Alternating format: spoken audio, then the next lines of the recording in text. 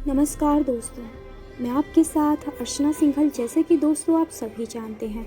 इस वक्त पूरे देश में कोविड-19 कोरोना वायरस का कहर छाया हुआ है और सभी सामाजिक संस्थाएं अपने अपने तरीके से ज़रूरतमंदों की सेवा करने का आधार बनी हुई हैं और ईश्वर के नेक काम को पूरा करने में आगे आई हुई हैं। ऐसा ही एक नेक श्रेय इन सामाजिक संस्थाओं को मिलता है और तो ज़रूरतमंदों की सेवा करने का जो सराहनीय कदम इन सामाजिक संस्थाओं ने उठाया है, वे वाकई काबिल तारीफ़ है।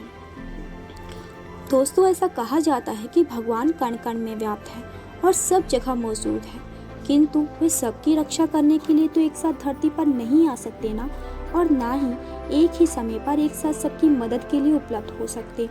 इसीलिए तो दोस्तों, ईश्वर ने घर में बच्चों की रक्षा के लिए माता पिता और वहीं जिनके माता पिता नहीं हैं या वह जो किसी कारणवश अपने परिवार से बिछड़ गए हैं, जिन्हें 2 जून की रोटी भी नसीब नहीं होती या जिनके सिर पर छत नहीं है और पहनने को कपड़े नहीं हैं,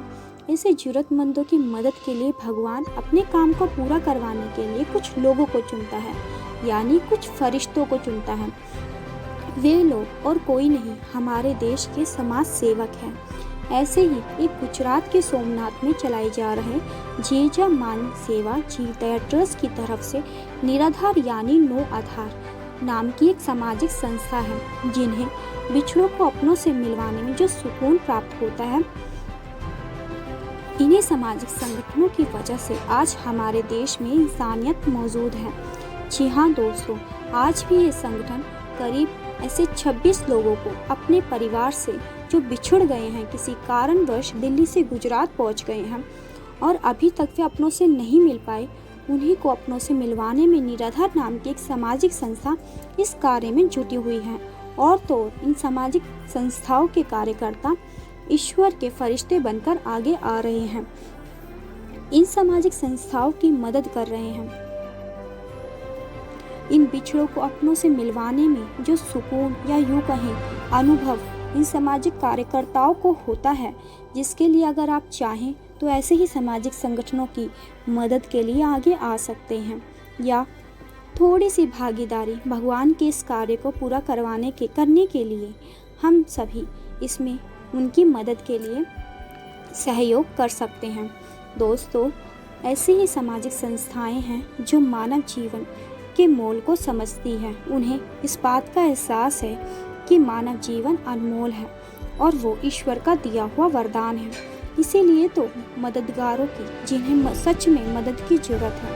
अंधेरे जीवन में उजाला दिखाने के लिए, उनके जीवन को बचाने में, अपने आश्रम में उन्हें आश्रय देकर उनके जीवन को अनमोल बनाने में ऐसे मददगारों की संस्थाएं मदद करती हैं।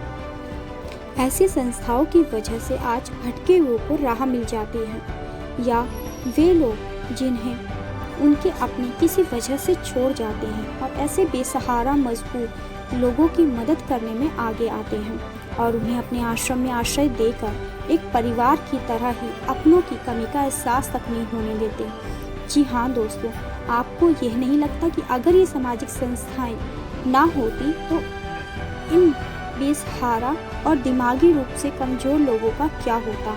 और तो इन निराधार यानी नो आधार जिनका वजूद खो गया है,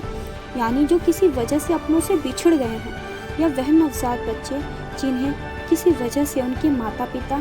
ने उन्हें मंदिरों, कूड़ा घरों, पार्कों में छोड़ दिया था, उन्हीं को ही अपने आश्रम में जगह देने और